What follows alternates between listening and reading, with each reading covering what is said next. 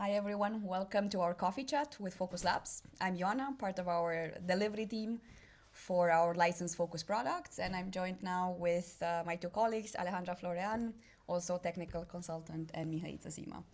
Welcome, guys. So we thought we'll take some time to go through some of the common questions that we get from our customers quite frequently when we discuss installations of samQ, when they're getting ready to install the tool or looking into if the tool is appropriate for them and their landscape.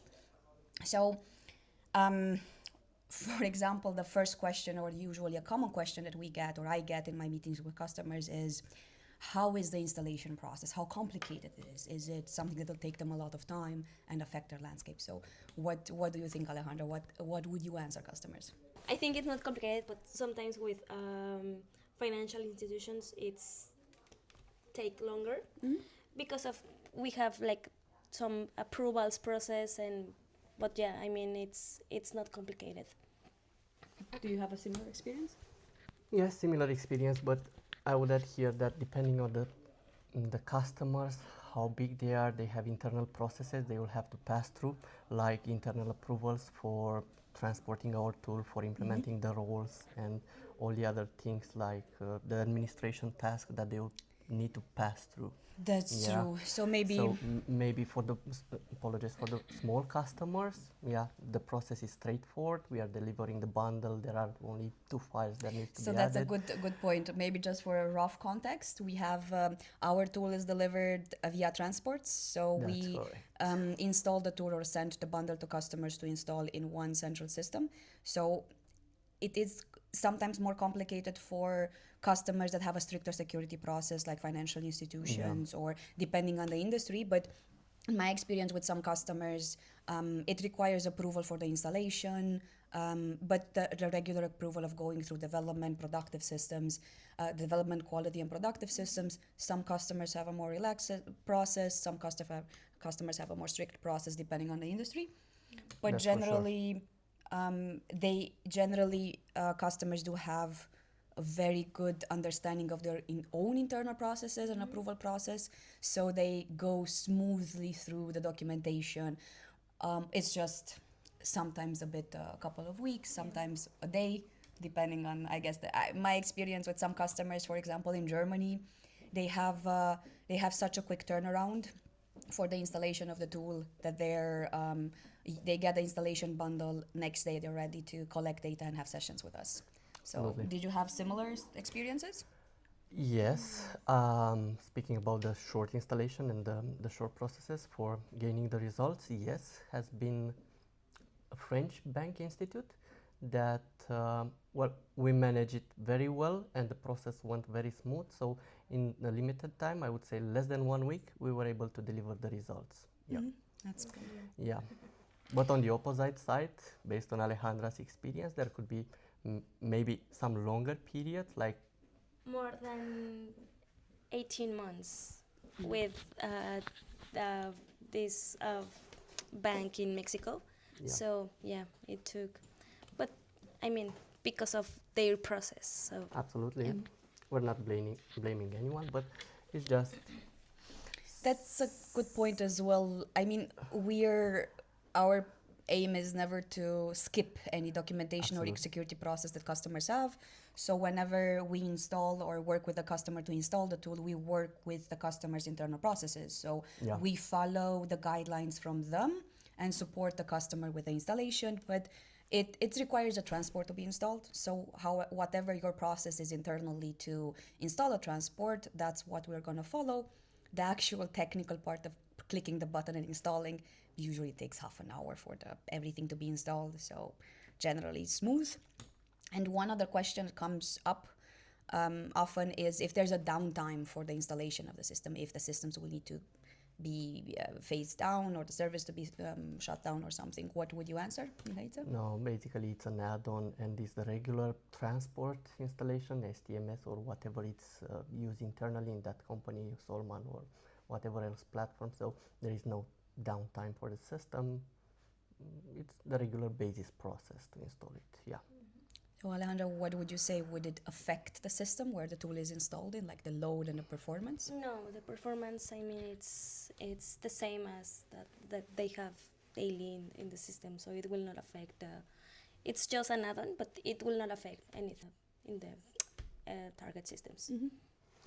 Or maybe if we observe, or the basis team, it's able to observe by tracking the active work processes. If we are able to observe that our tool requires or it's taking their performance down, we are able to schedule different jobs in order to collect data, like during the night, or maybe when the period it's available for our tool to run.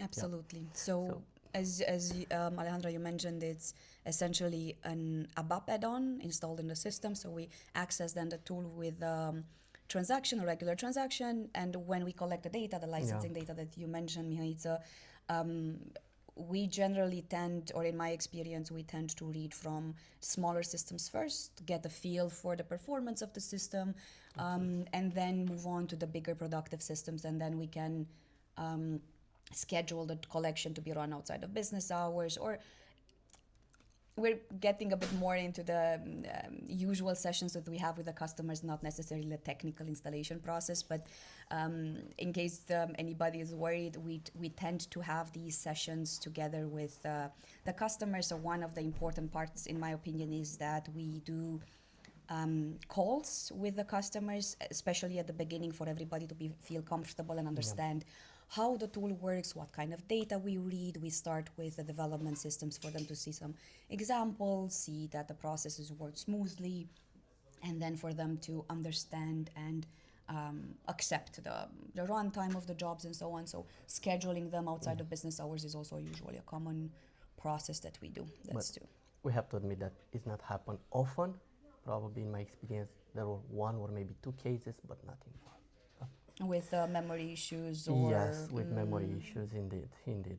But And it's mainly because, it's mainly because the customer decided to install our solution into the development or maybe the quality system. What we have to admit that the performance is limited by default. So yeah, but anyway, the basis team can handle as well the memory issues, increasing for a little period of time the memory when we used to collect the initial data, and then getting back to the normal, because after that there will be regular jobs collecting the delta information between the moment when we initially collected and the moment when we collect actually the information. And that's also a good point that you mentioned, that we usually install or used to install samQ in a solution manager and collect data from all the measurement relevant systems.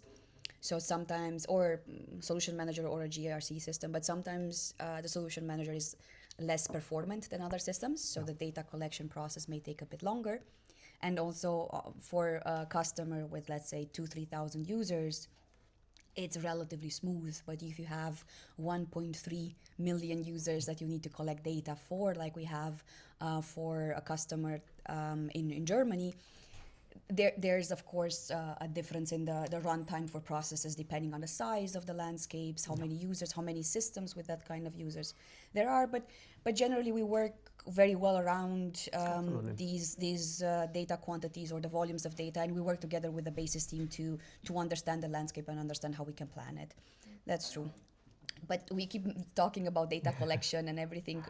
One important question when it comes to the data that we collect is do we read confidential data? Do we extract any data that might be a worry for a customer? How do we handle the data collection, and are there confidential data sets that we read?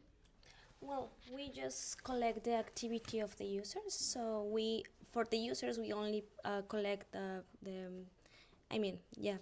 license that they have assigned in right now in the systems, and the activity of the transactions that they have executed in the period of time that they set up in the logs. So, and also we collect engines, so that's important. And I mean, it's information that it's not confidential, that it's currently in that SAP asked for that. So Absolutely. And aside of that, because we early spoke about the samQ installation, so we mentioned that samQ is installed into the customer's systems.